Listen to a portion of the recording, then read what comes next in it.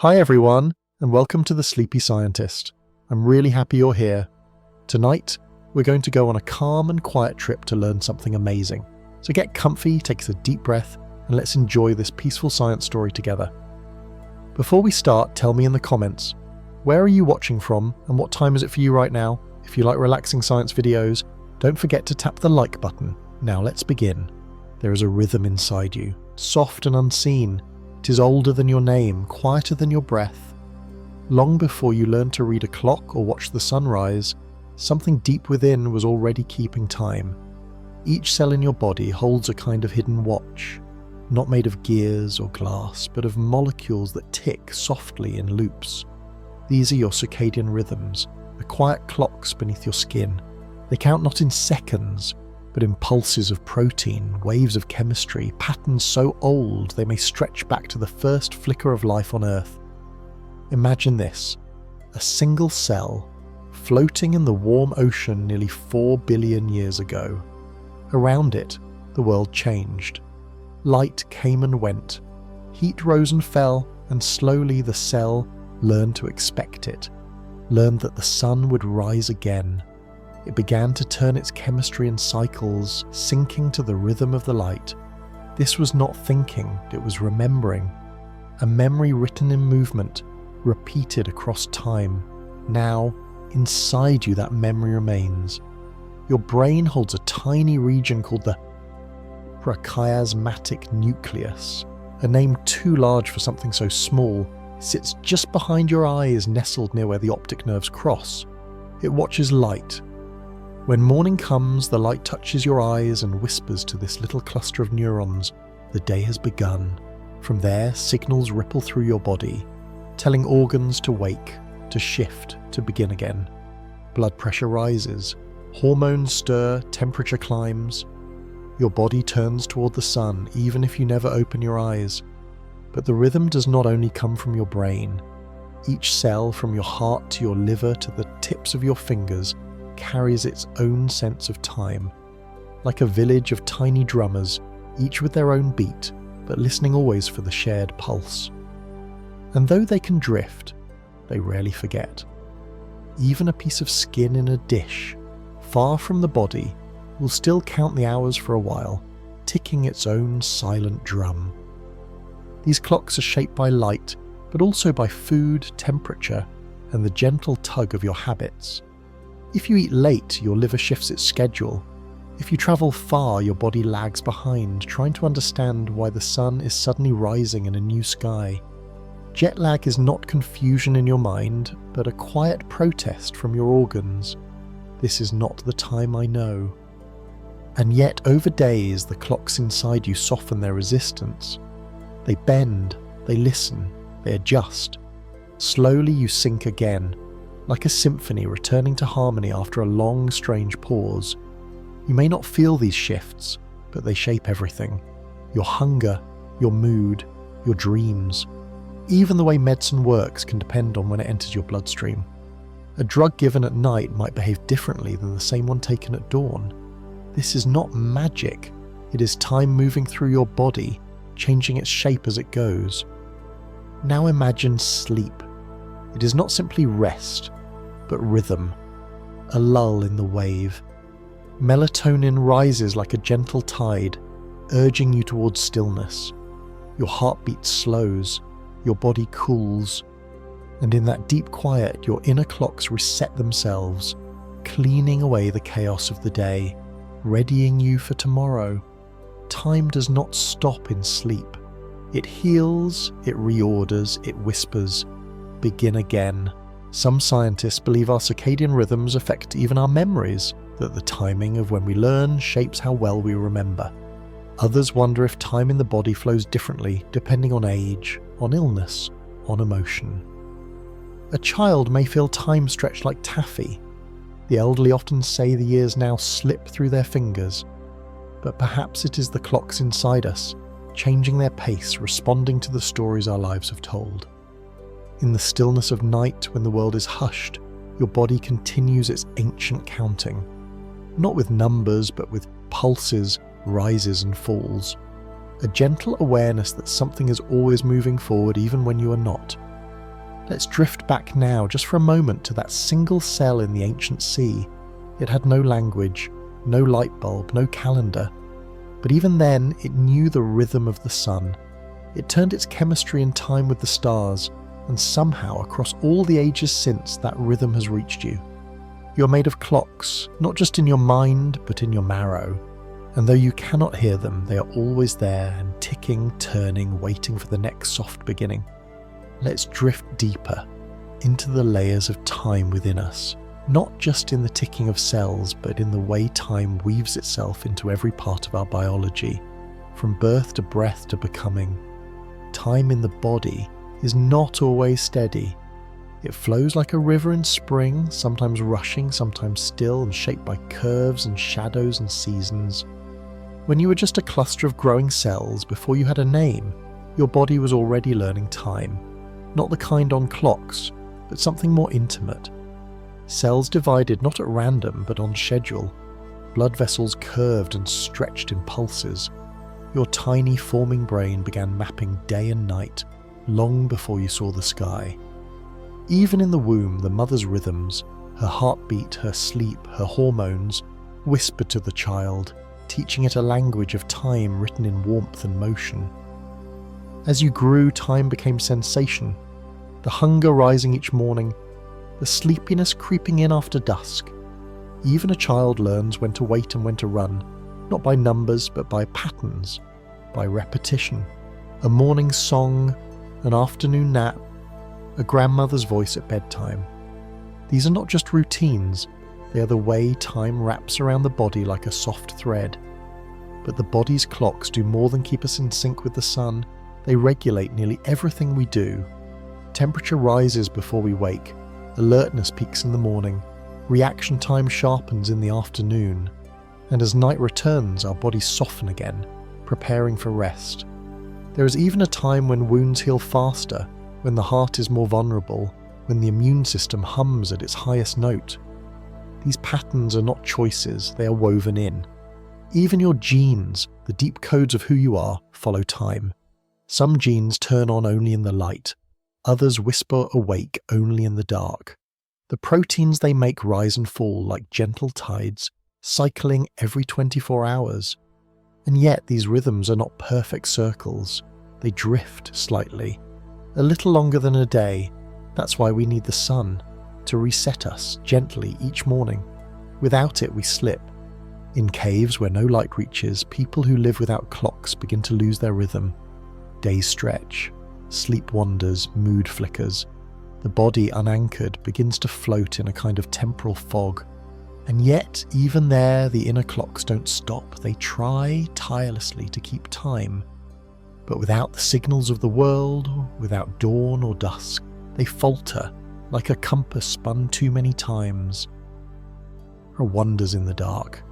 Deep-sea creatures, living where no sunlight reaches, have clocks too. Somehow they feel the tides, the tiny changes in pressure, the pull of the moon. Plants too follow time. A leaf will rise and fall even in a sealed room. A sunflower will still try to turn toward where the sun should be. It seems that time is not just outside us, it is within us, written into our biology, etched in the way life learns to wait, to grow, to bloom. And what of memories? Some scientists now believe that memory itself may depend on rhythm, that the brain, in its quiet moments, replays experience in time-locked loops. When you sleep, your brain revisits the day, not in random flickers, but in waves. It replays what you learned, pressing it gently into place. Some neurons fire in sequence, like dancers remembering their steps. If the rhythm is broken, by stress, by illness, by poor sleep, the memories fade, scattered like leaves in wind. Even our emotions have a clock. People are more anxious in the early hours, more hopeful in the light. Melancholy often arrives near twilight, a soft sorrow at the end of day. Some believe this is chemistry, others say it's poetry, but perhaps it's both. A feeling that time in moving forward also leaves things behind. Now imagine a tree in winter. It seems still, quiet, but inside it is counting, not with eyes, but with cells. It knows how many cold hours have passed, it remembers the frost, and when the count is high enough and the light returns, it begins to bloom. Scientists call this vernalization, the way plants require a stretch of cold to unlock spring. Even flowers, it seems, keep a calendar. So do animals. Birds time their migrations not by watching clocks, but by sensing light, the tilt of the earth, the length of the day. Some insects use the moon, some fish use temperature. There are frogs that sing only after a certain number of warm nights, salmon that return to the exact same river, guided by an inner tide. The world in all its forms moves in time, not the time of watches, but the time of life. And yet we so often forget. We rush, we cram days with tasks and nights with screens.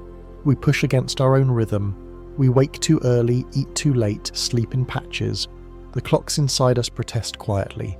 Fatigue, fog, illness. We are not machines. We are tides. We are fields that need light. We are creatures of morning and dusk, of pause and breath. There is a science now called chronobiology, the study of how time moves through living things. It tells us that healing may depend on timing, that medicine might work better if taken at certain hours, that work, learning, love, all of it may be gentler, deeper, truer if we listen to the clocks we carry. In this gentle science, time is not an enemy. It is a partner. It does not rush. It does not scream. It waits for the seed to sprout, the wound to close, the thought to settle. It honours rest. It honours rhythm. So tonight, when the stars return and your eyes begin to close, know that you are not drifting alone. Your body is moving through a music older than language, a soft pattern of rise and fall, of breath and beat. You are a being of cycles, of light, of dark, of time. And time, in turn, is a part of you, not just passing, but pulsing, guiding you gently toward the next quiet morning. Now, let us return slowly to the question we began with. What is time really when it lives inside you? Not in hours or minutes, but in how you rise and fall, how you stretch toward light, how your breath slows at dusk. The clocks beneath your skin are not there to measure time, but to feel it, to guide you like currents beneath a quiet sea. Every morning, before you open your eyes, your body has already begun its gentle orchestration. Cortisol, the waking hormone, stirs like a soft wind. Your heart beats a little faster. Blood flows with more warmth. Muscles begin to tighten, ready for movement. You are waking not because the world demands it, but because your cells remember the light, remember what to do when morning comes. But not all mornings are the same. The rhythm shifts with seasons. In summer, with early dawns, your body brightens sooner. In winter, it waits longer, drifting deeper into dreams. These changes are not flaws. They are the language of your biology, the body's way of saying, I am part of the earth too. And when we grow older, something softens again. The inner clocks begin to change. Older people often rise before the sun, feel tired before the stars return.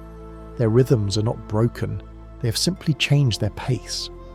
Just like trees that bloom earlier with age, or rivers that curve more slowly as they near the sea, the body's time begins to move differently, more gentle, more deliberate, still wise. Children, in contrast, carry clocks that race ahead, eager and bursting. Their sleep is deep and long, their days stretch wide, they live with the sunrise in their bones.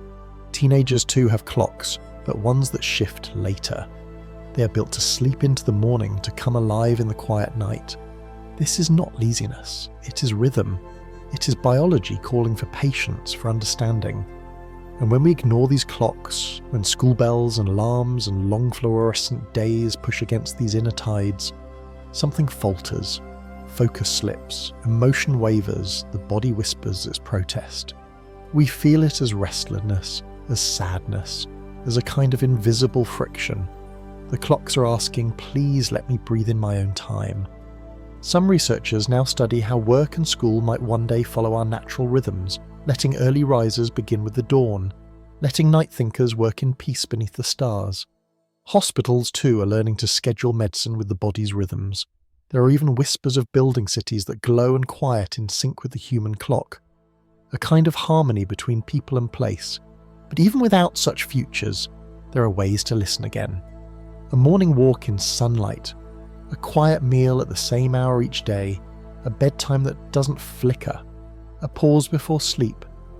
These small things speak to your inner clocks. They say, I remember you, I hear you, I trust your quiet wisdom. And the clocks respond slowly, like roots growing deeper. Sleep becomes easier, emotions soften, thoughts come more clearly. The body, no longer fighting time, begins to float within it, like a leaf resting on a stream. There is something else too, something quieter still. When we lose someone, time changes. It slows, it stops, it stretches unbearably. Grief does not follow the hours, it bends them. And yet somewhere inside the clocks continue. They hold space for healing, not by forgetting, but by counting gently the days and nights it takes for sorrow to grow softer around the edges. Even joy has a rhythm, the way laughter comes in bursts, the way love builds like a rising wave, the way memories linger longer when wrapped in music or scent. Time in the body is not a number, it is a feeling, a sensation, a tender weight that carries us forward, moment by moment. Now imagine lying in a quiet field, the sky wide above you. You close your eyes, the earth spins beneath you at 1,000 miles per hour, and yet you feel still. The sun is not moving, it is you who turns toward it. Your body knows this. Somehow. Not in words, but in rhythm, in warmth on your skin, in the slowing of your breath. The clocks inside you are not alone. The entire universe keeps time. The pulsing of stars, the orbit of moons, the stretch of galaxies, even atoms, the smallest pieces of matter, vibrate in time. Time is the heartbeat of the cosmos, and you are a part of that heartbeat. So when you ask, what is time really? The answer is not simple. It is not just something you measure, it is something you are. A story unfolding in chemistry and breath, in the opening of eyes and the slowing of hearts. It is written in every cell, in every moment of becoming. You are not moving through time, you are made of it. And when you rest, when you breathe, when you let yourself move with the rhythms you carry, you're remembering something ancient. You're returning to the way life has always known how to move, slowly, softly, in circles and waves. Tonight, as sleep returns, as the world grows still, your inner clocks will hum their quiet music once again. A song of night, of waiting, of gentle renewal. And when the light returns, they will wake with you and begin again. Because that is what time does, it begins again. Far beyond the earth, past the reach of clouds and weather, the stars are still shining. They burn in silence, ancient and patient, sending their light across the vast black sea of space. Some of the stars you see tonight began their journey long before you were born. Their light has travelled for years, for centuries, for millennia, crossing emptiness, weaving through the folds of time just to reach your eyes. In that soft shimmer, you're not only seeing the sky, you're seeing the past. This is the strange, quiet truth of the universe. The farther you look, the older the light becomes. A star 100 light years away is showing you its face from 100 years ago. A galaxy millions of light years away. As light is a memory, glowing from a time before humans ever walked the earth. The stars, in their silence, are not just burning, they are remembering. And so, when we ask what time really is, we must lift our gaze to the stars. For time is not the same everywhere. It stretches, it bends, it flows like honey near the edge of gravity, and races in places where space is empty and still. Time is not a steady beat across the cosmos. It listens to mass. It listens to motion. It listens to light.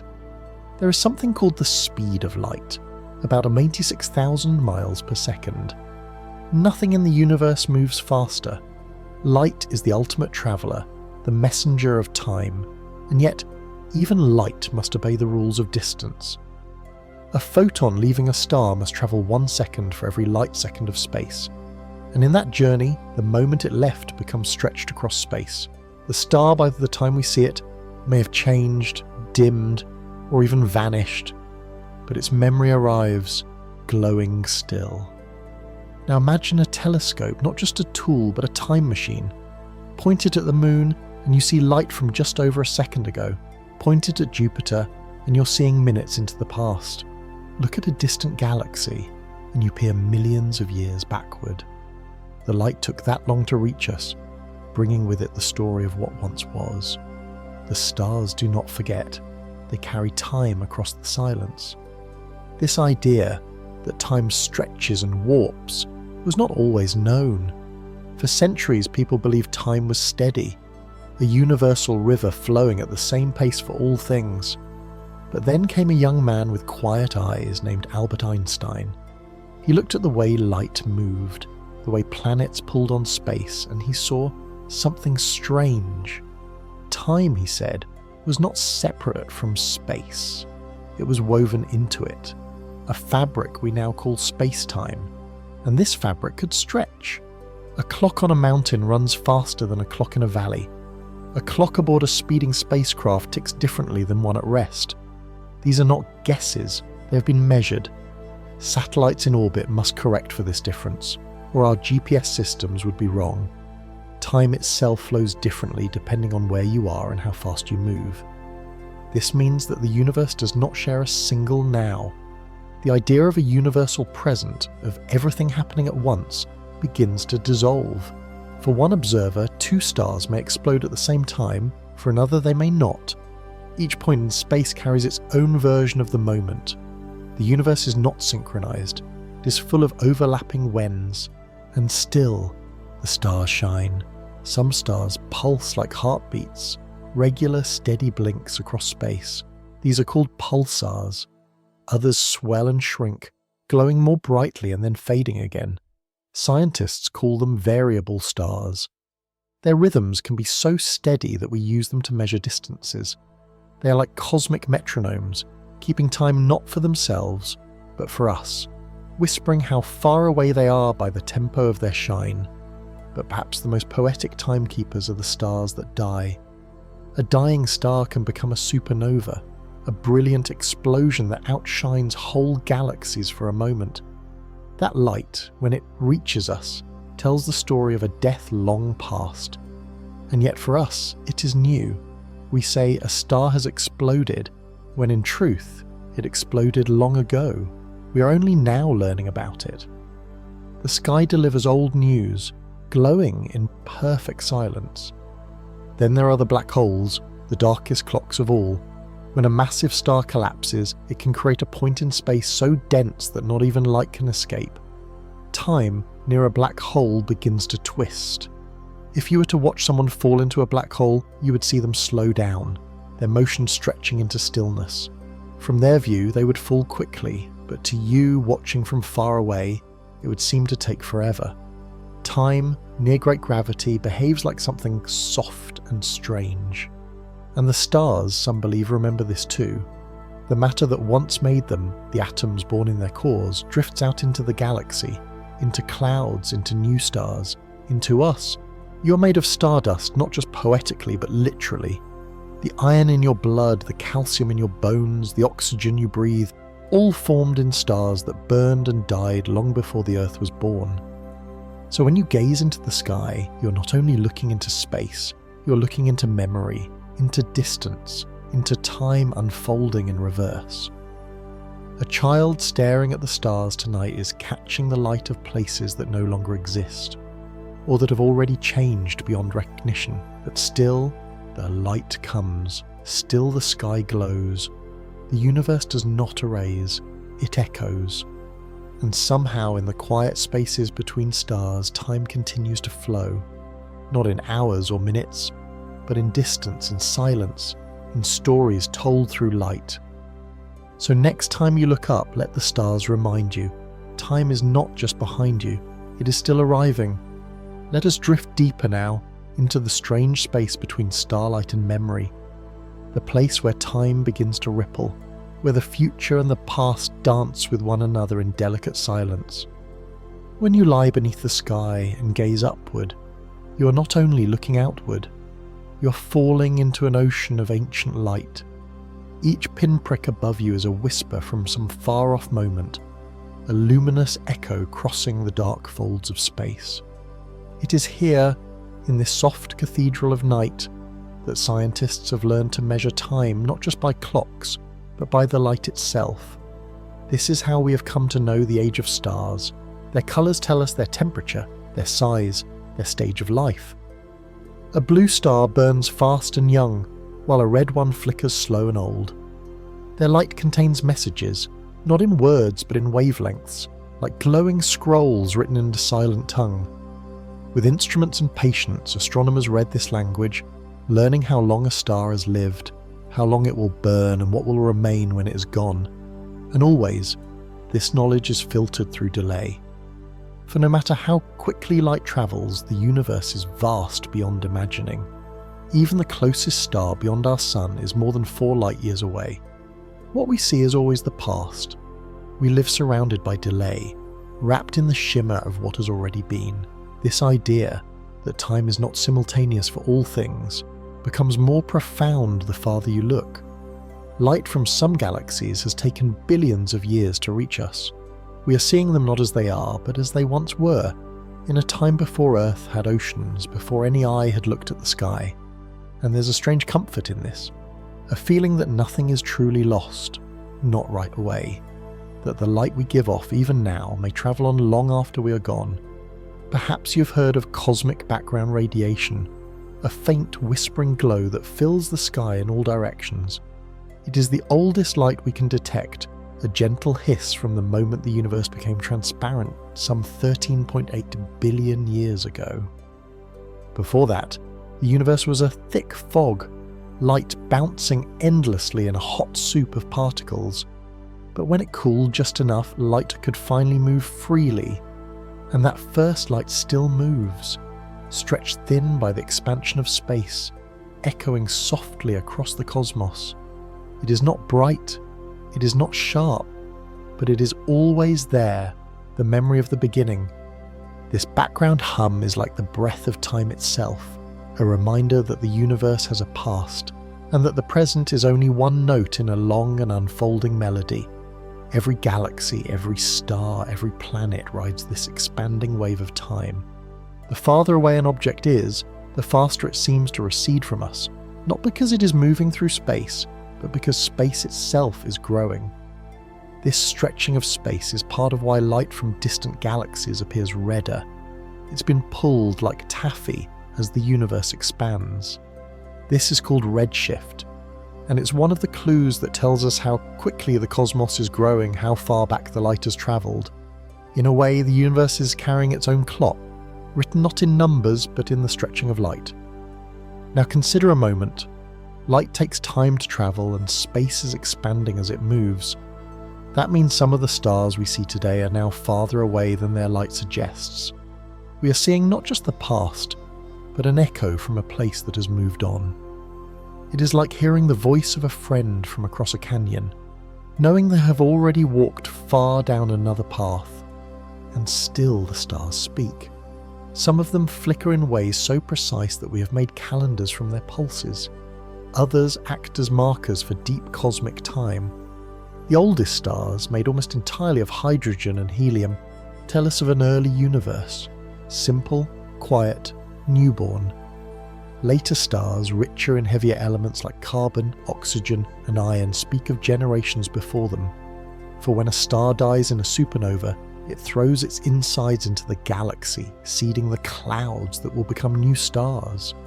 This cycle, this galactic recycling, is how time flows in matter. One life ending, another beginning over and over, until even you and I carry their dust. Your body holds atoms from ancient stars, the calcium in your teeth, the iron in your blood, the carbon that builds your skin. None of these could have formed in the early universe. They were born in stellar cores, forged in fire, scattered by explosions, gathered by gravity, shaped by time. The bones inside you are billions of years old, not in form but in origin. You're built from the remnants of stars that remembered how to shine. In this sense, the universe does not forget. It recycles, it preserves, it weaves time into matter, into light, into the quiet process of becoming. Each atom holds a lineage, each molecule, a history. When you breathe, you may be taking in oxygen that once moved through the lungs of a long-extinct creature, or floated through the dust of a forgotten comet. Time does not simply move forward. It loops. It lingers. It returns. There are particles called neutrinos, nearly massless, barely interactive, but born in great numbers in stars and supernovae. Trillions pass through your body every second unnoticed. They do not stop. They carry no weight of time the way we know it. And yet they too are witnesses, messengers from the hearts of suns.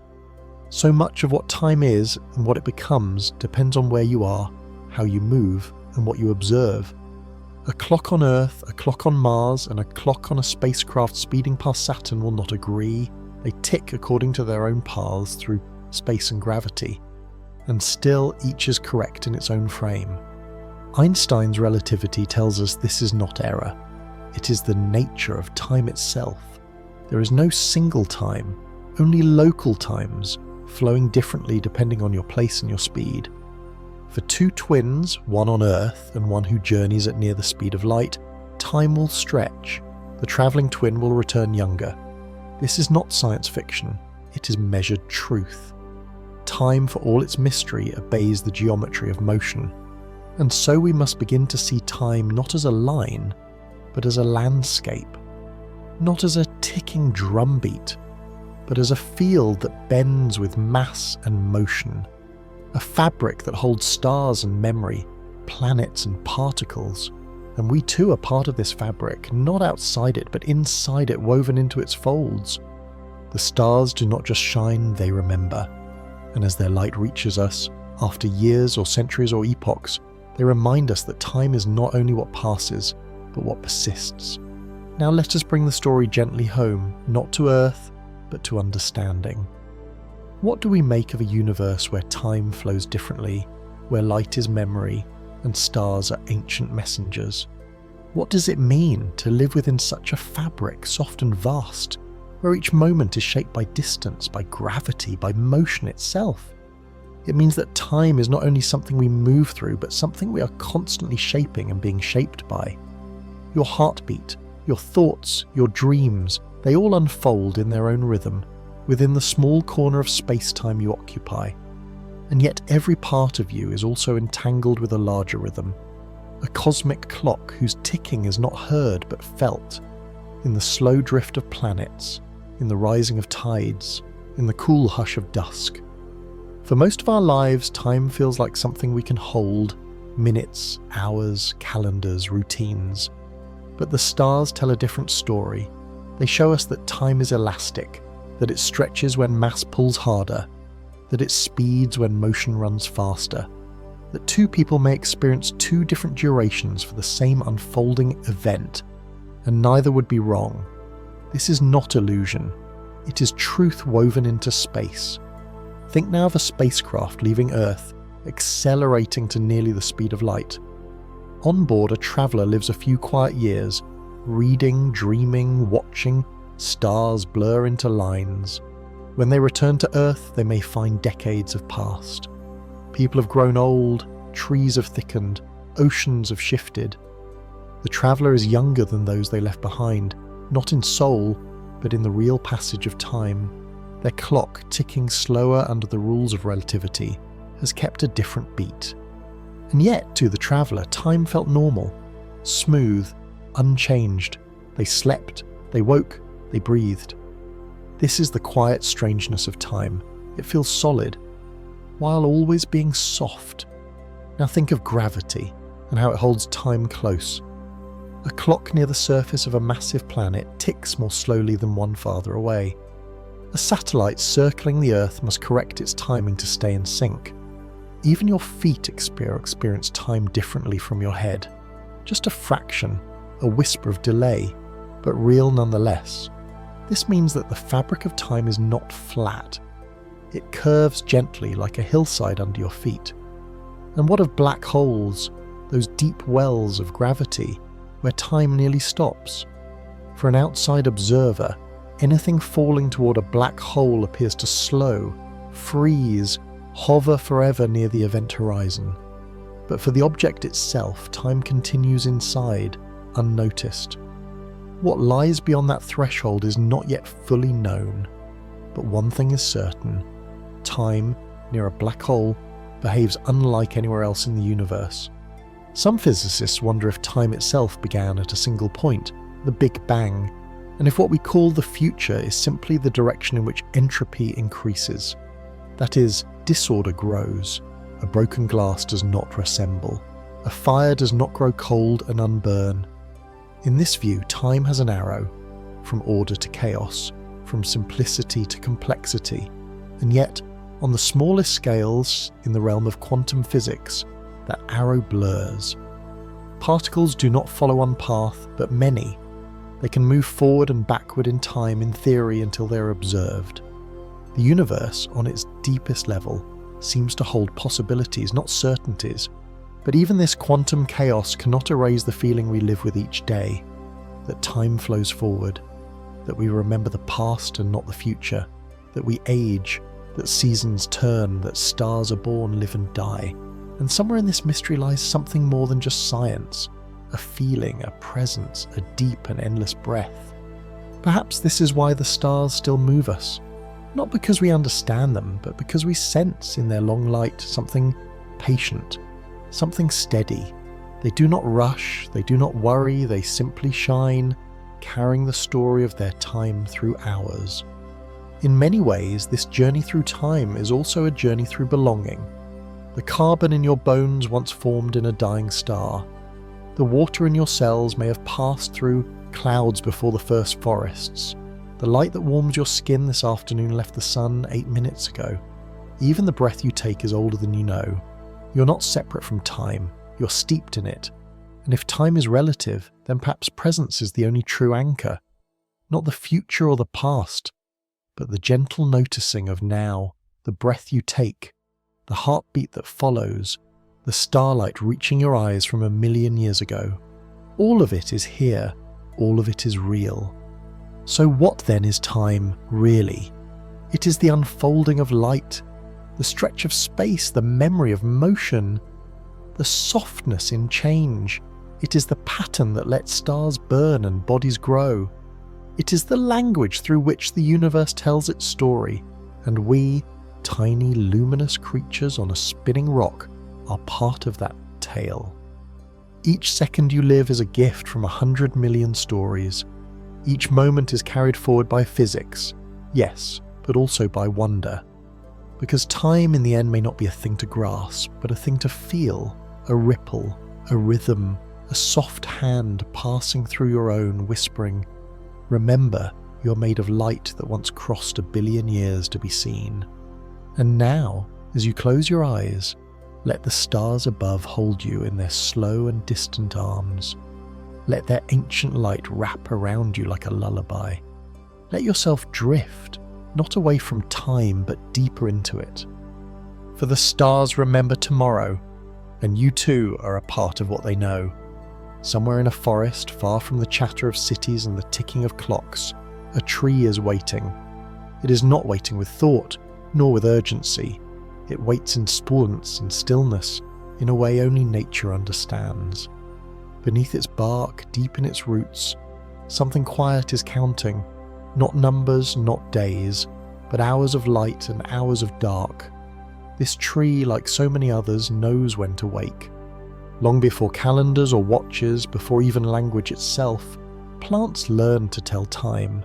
They do not see the sun, but they feel it. They do not hear the wind, but they notice its change.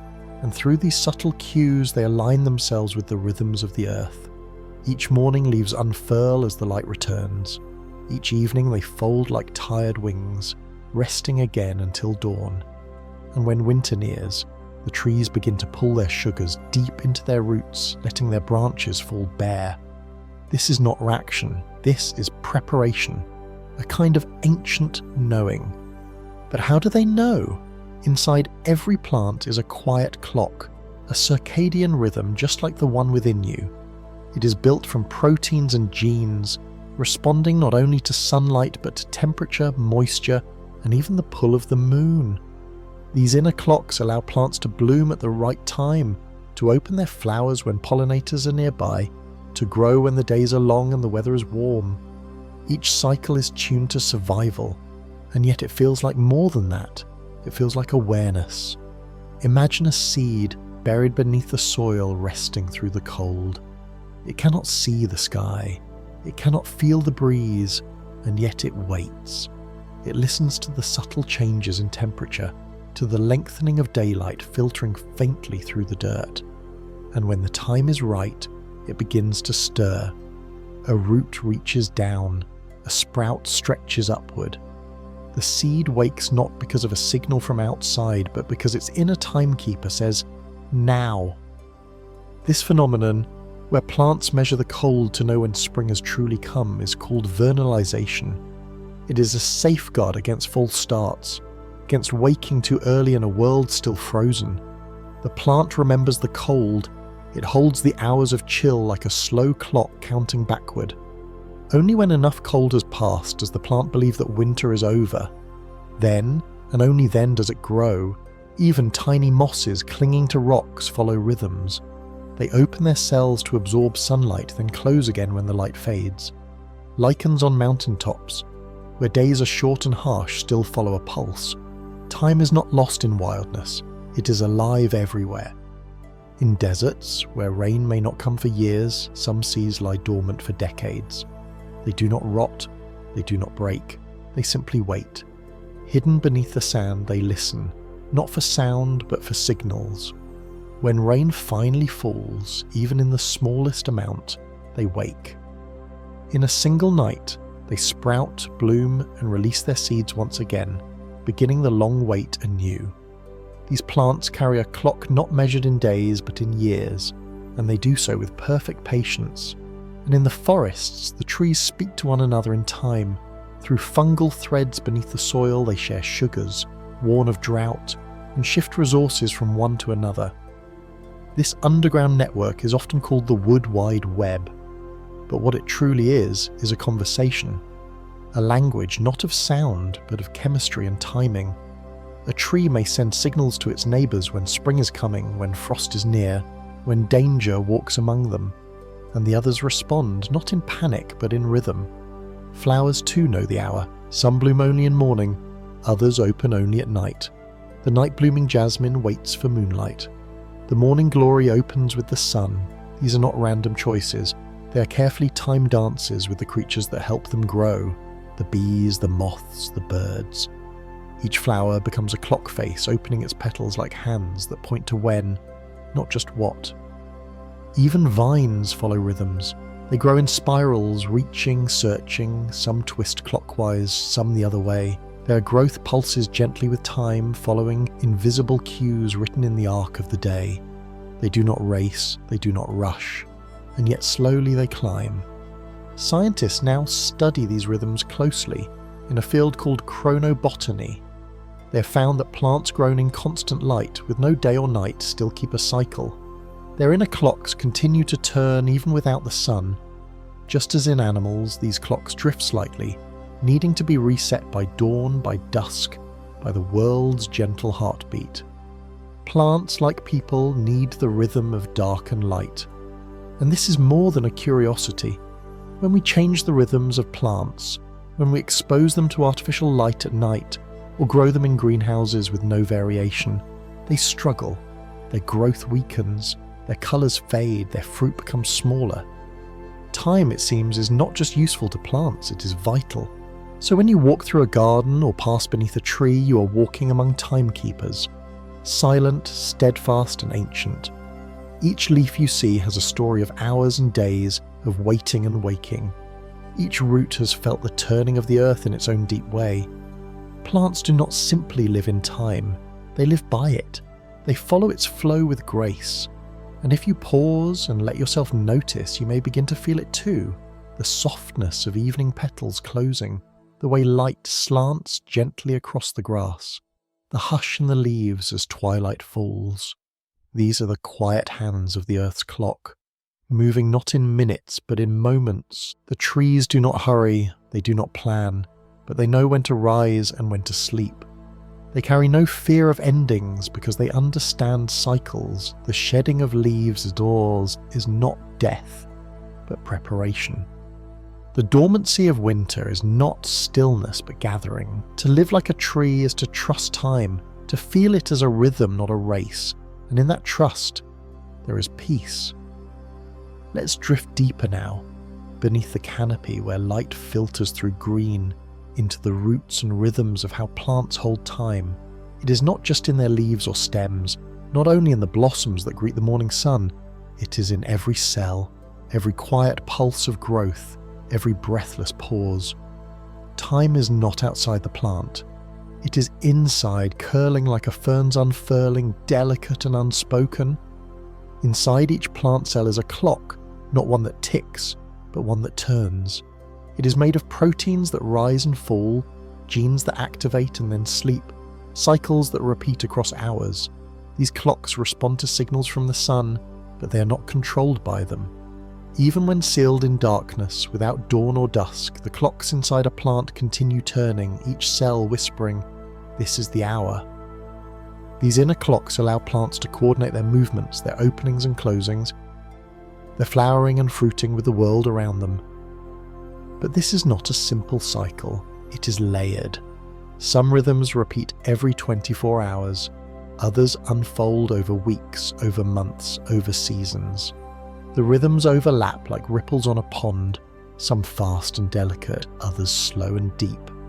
And together, they create a kind of botanical symphony, where each part plays its own timing, yet all are in harmony with the earth.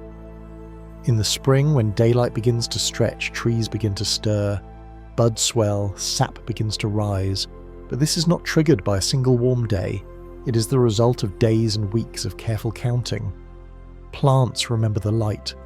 They compare today to yesterday, the sun's angle to the shadows that stretch across the forest floor. It is this cumulative knowledge that tells them when to wake. This is called photoperiodism, the way plants measure day length. Some need long days to flower, others wait for nights that stretch beyond a certain length.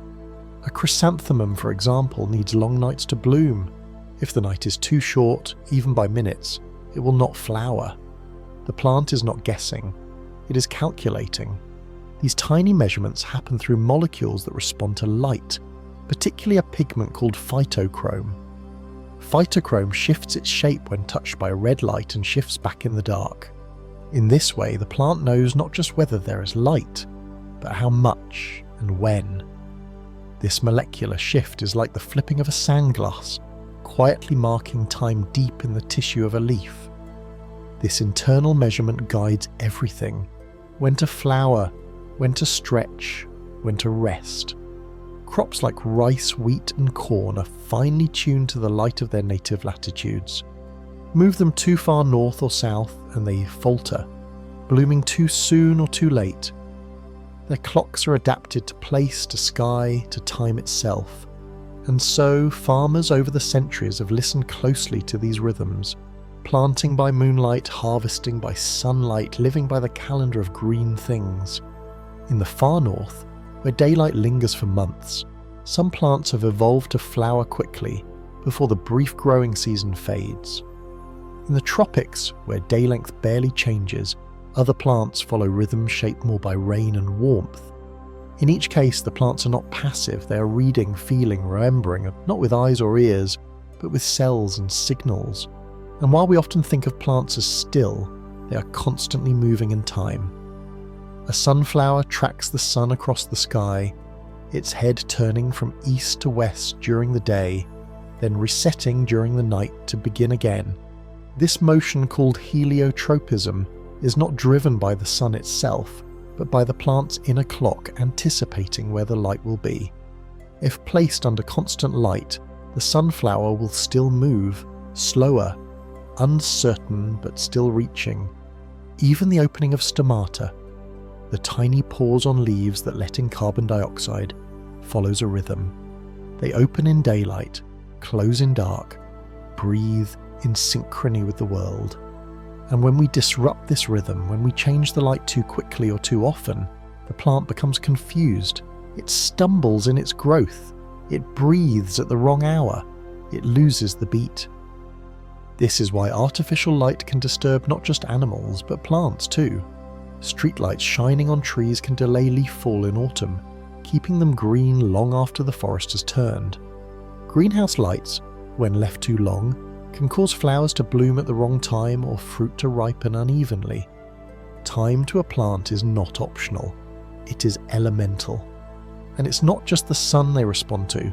Gravity too is a guide. Roots grow downward, not just because they are pulled, but because they sense which way is down. This process, called gravitropism, helps roots find water and stability. Shoots grow upward, feeling the direction of light and air. These movements happen in response to invisible forces, quiet cues that plants have learned to trust. Even touch becomes a measure of time. In plants like the sensitive mimosa, a gentle tap causes leaves to fold, a response that takes seconds and then slowly resets. In the Venus flytrap, the closing of its trap happens only if two hairs are touched within a certain interval. This is not simple reflex. It is memory, a kind of short-term calculation. If enough time passes, the plant will not respond. But if the trigger is repeated quickly, the trap snaps shut. The plant has remembered time, and now we know that even communication between plants follows rhythms. Some plants emit volatile chemicals when injured, a call for help or a warning to neighbours. The release of these signals follows a daily cycle, strongest at certain times, as if the plant knows when its community will be most alert. Others change the flavour of their leaves in response to herbivores, making themselves bitter. But this change happens not instantly, but rhythmically, as part of a larger awareness of day and night, hunger and healing. In all this, one truth stands quietly. Plants are not passive. They are precise. They are not simple. They are synchronized. Their intelligence is not like ours, but it is real. An intelligence of timing, of knowing when to open and when to wait. And so, in the hush of early morning, when petals begin to open, when dew clings to leaves and the air is still cool, you're witnessing not just beauty, but mastery. Each motion is timed. Each breath of scent released into the air is a calculation, meant for bees or wind or time itself. To live like a plant is to be patient with time, to let the hours unfold without force, to trust that the rhythm will carry you even through Snowland, even through winter, to know without needing to ask when it is time to bloom. Now let us gently return not just to the roots and rhythms of plants, but to the meaning they carry, the quiet wisdom of knowing when to begin again. In the forest nothing is hurried, and yet everything is accomplished. Time flows through the branches like saps, slow and constant, unseen but deeply felt. The trees, in their silence, do not question the hours, they listen, and in their listening they grow. As seasons shift, the trees begin to prepare, not suddenly but slowly, with a kind of soft attention. In autumn, the chlorophyll fades from their leaves, the greens become gold, then crimson, then brown. But this change is not decay, it is memory. The tree knows what is coming. It begins to seal its branches, to reclaim nutrients from its leaves, to withdraw into its roots. It is not ending, it is resting. And under the surface of the soil the clock continues. Even without leaves, even without light, the roots are alive. They stretch and shrink with the cold and they store energy. They send messages. There is a deep, hidden rhythm to dormancy, a pattern that cannot be seen from above. The tree is not asleep, it is gathering. When spring comes, the return is not sudden. buds begin to swell, barely visible. Sap rises, quietly. And then, as if exhaling after a long-held breath, the leaves unfurl.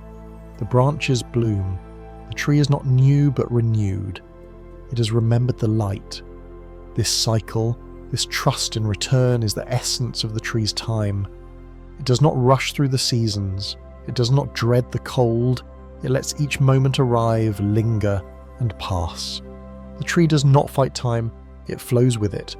And we, who live among these trees, can learn from them. In our own lives, there are seasons, times to grow, times to rest, times to fall quiet and listen. But we often resist. We push forward even when tired. We expect bloom in the middle of winter. We forget that waiting is part of the rhythm, that not all time is meant for action. Some of it is meant for stillness. The plants remember this.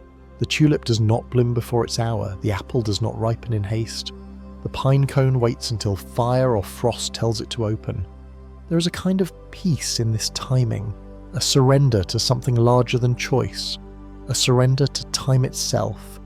And though plants do not move as we do, they are not separate from motion. Their leaves dance with wind, their stems lean toward light, their roots twist through stone and soil.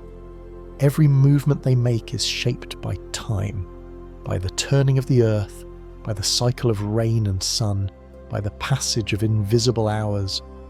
Even death in the plant world is not an end but a transformation. When a tree falls, it feeds the soil. When a leaf drops, it becomes shelter for insects, food for fungi. The dead plant is not gone. It has changed form. Its time continues in others. This is the rhythm of renewal, the idea that all things become something else, and that time is not about disappearance but change. Some trees live for thousands of years. The bristlecone pines in the high deserts of North America have stood through ice ages and storms, through the rise and fall of civilizations. Their growth rings, thin, dense circles hidden in their trunks, tell the story of every year. A dry season, a fire, a flood, each one leaves its mark. These rings are time made visible, memory carved in wood. And still the trees stand. They do not seek attention. They do not need recognition. Their patience is their power. They teach by being. And they remind us that time, when held gently, can be a friend. Now imagine walking through a meadow at dusk. The flowers have begun to close. The grass sways in a breeze that carries the scent of pollen and soil. Insects hum their evening songs. Somewhere a vine curls silently around a fence post, reaching one more inch toward the light. You're surrounded by beings who are keeping time, not with urgency, but with grace. And in that moment, you may begin to feel your own rhythm soften. Your breath slows, your thoughts quiet. You remember that you too are part of this earth, that your heartbeat follows a cycle, that your own body responds to light, to sleep, to seasons. That deep within you, just like in the trees, there is a knowing of when to rest and when to rise. Science has shown us that our bodies respond to the same cues as plants, to dawn, to dusk, to warmth and cold. We are not apart from nature. We are woven into its timing. And the more we listen, the more we feel ourselves come back into sync. The trees do not wear watches, but they know when to bloom. The flowers do not mark calendars, but they know when to open. The seeds do not ask when the rain will fall, they wait and trust, and so must we.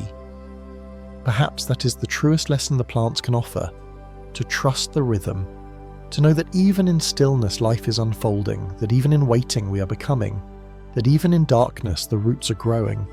So as the evening comes and shadows stretch across the land, let yourself be like the trees, let yourself be quiet, let yourself believe that time is not only passing, it is guiding, that your life, like the forest, moves in cycles, and that within those cycles is not just survival, but beauty. Because the trees that know when to wake also know how to rest, and in that balance they thrive. Let us listen. Time for most of us feels like something outside, something that ticks on a wall, moves across a watch face, slips away when we are not looking. But in the quiet equations of the cosmos, time is not a separate thing. It is part of space itself. bound and woven into the very shape of reality. And at the heart of this truth lies something invisible and silent: gravity.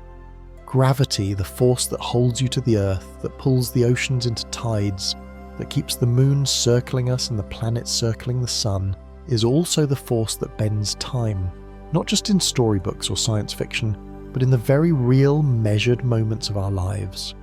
This bending is not metaphor, it is geometry. It is the gentle warping of the fabric we live inside, a fabric called space-time. Imagine space and time as a soft, invisible blanket stretched across the universe. Place something heavy on it, a planet, a star, even your own body, and it sinks in slightly like a weight on a sheet. The deeper the mass, the deeper the curve, and the more curved the fabric, the slower time moves near it. This is the essence of general relativity, Einstein's gift to the world, and it tells us something quietly astonishing. Gravity does not just pull, it slows. A clock on the surface of the Earth ticks more slowly than a clock aboard a satellite in orbit. This is not a theory, it is fact. Our GPS systems, the ones we use every day to navigate roads and cities, must account for this difference in time. The satellites above us live in a slightly faster world. Their time would drift away from ours if we did not adjust for gravity's soft distortion. And it doesn't stop there. The deeper the gravity, the stronger the effect. Near a black hole where gravity is unimaginably intense, time slows to a crawl. An hour close to its surface could equal years far away. This means that time is not a river flowing evenly through all things. It is a tide that pulls and stretches depending on the mass that surrounds it. Even here on Earth, your head ages faster than your feet. Not enough to matter in days, but enough to be true. If you lived your whole life on a mountaintop, you would be ever so slightly older than if you had lived by the sea. This may seem small, but it reveals a larger truth. Time is not fixed. It listens to gravity. It is shaped by the presence of matter. Now imagine walking through space from any star or planet. Time moves freely there with no mass to slow it. You float in a kind of pure ticking, a rhythm untouched by curvature. But as you draw near a planet, time begins to bend. You do not feel it, but your clock changes. Your moments stretch.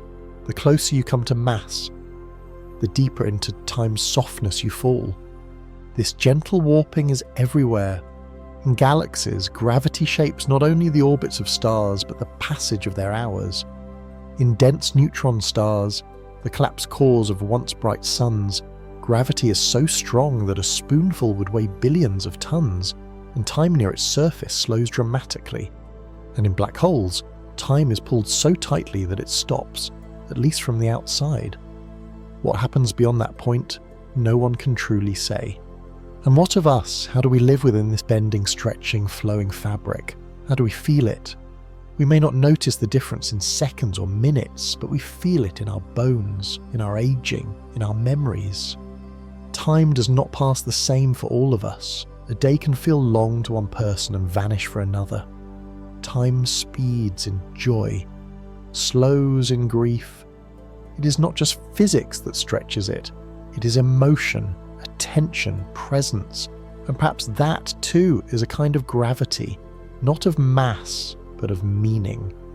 There is something poetic in knowing that the force that holds us down also slows our time, that the Earth's embrace, its pull on our bodies, is also a soft finger on the clock of our lives. The stronger the gravity, the slower we move through the hours, and yet without that gravity, we would drift apart, float into silence, lose the rhythm altogether. Gravity does not just hold planets, it holds time itself. And this connection between gravity and time also means that as the universe expands, as galaxies move away from each other in every direction, time itself may be changing. Some physicists wonder if in the far future, time will stretch so thin that nothing new can happen. A heat death, they call it. A moment when all stars have gone dark, when motion ends, when the clocks of the cosmos wind down. But for now, we are in the golden middle. Stars burn, planets spin, time flows with texture and colour.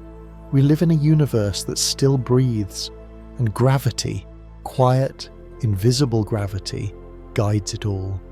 The same force that makes rivers run downhill, that keeps your feet on the ground, that shapes the path of the moon. It also bends the hours. It cradles time like a mother holding a child, shaping how fast it grows, how long it rests. So next time you feel the pull of Earth beneath you, the steady weight that keeps you here, know that you are also feeling time, not just moving, but curving, not just passing, but listening. You are not outside of this bending, you are within it. You live, not in the flat ticking of a clock, but in the soft folds of gravity's gentle breath. And in that breath, time is born. Let's drift deeper now, into the quiet heart of gravity, not as force or equation, but as presence. It is easy to think of gravity as something that pulls, something that tugs at your feet, that keeps the apple falling, the oceans rising, the stars spinning in wide and endless arcs. But what if gravity is not only a force, but a way that space and time respond to matter? What if every object, from the pebble in your hand to the great swirl of a galaxy, shapes the very flow of time around it, not through noise, but through its quiet being? This is the strange beauty of general relativity. It tells us that matter curves space, and curved space tells matter how to move. This is not metaphor, this is the way the universe works. And because time is bound into space, twisted into it like threads in a single cloth, any curve in space is also a curve in time. To live near mass is to live in slower time. Not slower to you, never slower to you, but slower compared to elsewhere. Imagine two people born at the same moment. One stays on Earth, walking its fields, feeling the gravity at sea level. The other lives far above, on a high satellite, where gravity is just a little less. Years pass, and when they meet again, they will find that they have aged differently. The one who stayed has moved more slowly through time. The difference may be small, a sliver of a second, but it is real. Gravity has shaped their hours. Now imagine something even more profound, a twin sent into deep space at incredible speed, away from Earth, then returning decades later. The twin who travelled would have aged less than the one who stayed. This is the result of two effects: speed, which slows time, and gravity, which shapes it. The faster you move, the more time stretches. The deeper you fall into a gravitational field, the slower time ticks. These are not effects of broken clocks. These are truths about reality. This brings us to one of the most haunting ideas in all of physics: the event horizon. The point around a black hole where gravity becomes so strong that not even light can escape. To cross this boundary is to fall forever. But from the outside, a strange illusion occurs. Time for the falling object appears to slow and slow and slow, never quite reaching the horizon. To the outside observer, the object becomes frozen in time, dimming, red-shifting, fading away. But for the object itself, time continues, falls in seconds. It experiences a future the rest of the universe can no longer see. And what is inside a black hole? We do not know. The equations break, the theories crumble. Some believe time ends there. Others think it begins again. Some believe there is a singularity, a point of infinite density and zero volume, where all known laws of physics cease to function. Others believe there is no centre at all, only a new region of space and time, folded beyond our sight. Whatever the truth, the black hole becomes a mirror, not just of light, but of time's limits. It reminds us that time, for all its flow, has places where it stretches so thin that its meaning begins to dissolve. And yet it also reminds us of connection. For black holes are not just destroyers, they are engines. They anchor galaxies. They shape the stars around them. Their presence, their gravity gives order to the chaos. And here on Earth, gravity does something similar. It keeps you held to the planet's surface. It shapes how water flows, how trees grow, how air moves. Gravity holds the atmosphere in place. It lets clouds form. It gives weight to rain. It allows rivers to curve down mountains, shaping valleys, feeding roots, cooling stones. It pulls your blood downward. It stretches your spine when you stand, and it cradles every cell in a soft embrace. Even the tides, the rise and fall of oceans, are not the seas alone. They are a dance between earth and moon, a rhythm set by gravity. When the moon passes overhead, its gentle pull draws the water upward. On the far side of Earth, inertia creates a second bulge. And between these tides, time itself is marked, not by clocks, but by motion, by the sway of waves, by the moonlit breath of the shore. Some animals live by this gravity-bound time, crabs that scuttle out only at low tide, coral that spawns in sync with the full moon, creatures whose entire lives follow the lunar pull, the slow cycle of gravitational rhythm. They do not measure it, they feel it. Their bodies have learned to trust the tug. We are not so different. Though we wear watches and plan our days, our bodies still respond to the moon, to the sun, to gravity's soft tug on our hearts and bones. Our sleep is lighter during full moons. Our balance shifts slightly when we rise too quickly. Our sense of direction, our breath, our step, all are shaped in part by the invisible curve of the planet beneath us. And gravity does not shout. It whispers. It does not force. It allows. It waits. It holds us here, not like a trap, but like a lullaby. Always pulling, never pushing, always present, never seen. In a very real way, gravity is the shape of time. It defines the pace at which clocks tick, the rhythm at which stars dance, the curve of light itself. It shapes the corridors through which time moves. It is the architect of moments. When a star collapses into a black hole, its time slows until it nearly stops. But the gravity it leaves behind keeps reaching outward. It remains. Its presence continues to shape the universe long after its light has faded. It is a reminder that time and space are not separate. They are woven together always. And perhaps, in this quiet truth, there is comfort. You are not falling through time alone. You are being held by gravity, by the earth, by the very shape of space. You move through time the way a river moves through a valley, following the curves of what lies beneath. So when you lie down and feel your body rest against the ground, when your breath slows, when your thoughts settle, know that you are not only touching the earth, you are touching time, bent gently by gravity, carried quietly forward, one soft second at a time. Now let us come to the stillest part of the story, not the end of time, but its softest shape. We followed gravity through stars and oceans, through moons and memories, and now we arrive at the human heart of it all. Not the equations or the clocks, but the feeling. Because for all its vastness, time is something we carry inside, and gravity, silent and unseen, cradles that time. It's easy to forget that you're always falling, not in a way that frightens, but in a way that holds. Gravity pulls you toward the center of the earth every moment of your life, and yet you do not sink. You walk, you stand, you rise, not because gravity has vanished, but because your body has found harmony with it. Muscles, bones, breath, all calibrated to this constant pull. You're not at odds with gravity, you're in conversation with it. Time, too, becomes part of this conversation. Your inner clocks, your rhythms, your aging, they all move to gravity's quiet pulse. A baby cradled in the womb feels it. A child running through fields trusts it. An elder sitting by the window remembers it in their bones. You do not have to think about gravity to live within it. You do not have to measure time to move through it. And yet when we pause, when we breathe, when we look out at the stars, we begin to feel how these two things are not separate. We feel the stretch of a long day, the quickness of a fleeting year. We remember moments that seem suspended in time, held like light and glass. These feelings are not imagined.